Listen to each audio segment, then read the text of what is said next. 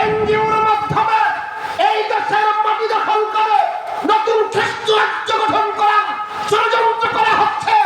আমরা পরিষ্কার শব্দ বলি, 1971 সাল আমরা দেখি নাই যখন তারা পাকিস্তানিরা এই দেশের মাটি দখল করার ষড়যন্ত্র করেছিল।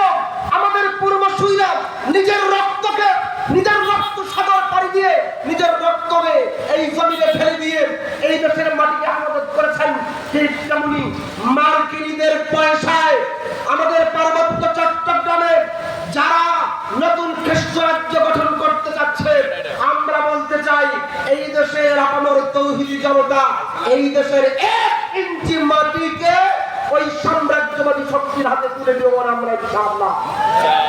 যেমন এই দেশের মাটি, এই দেশের স্বাধিকার হেফাজতের জন্য আমরা নিজের জান কুরবান করতে প্রস্তুত, তেমনি ফিলিস্তিনের প্রতি ইঞ্চি মাটি যেহেতু আমাদের, সেই দেশের জন্য আমাদের ওইরকম মহব্বত ভালোবাসা আছে, যেমন এই বাংলাদেশের জন্য আমাদের মহব্বত ভালোবাসা আছে।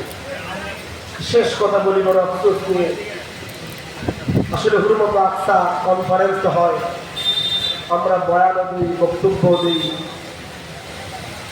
কিন্তু আসলে আমাদের হৃদয়ে যে রক্তক্ষরণ হয় আমাদের বয়ান বক্তৃতায়, সেগুলো আমরা প্রতিভাত করে তুলতে পারি না।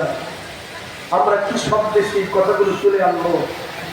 আমাদের সামনে ঈদ চলে আসছে, আমাদের কুরবানির গরু জবাই হবে, আমাদের প্লেট ভরা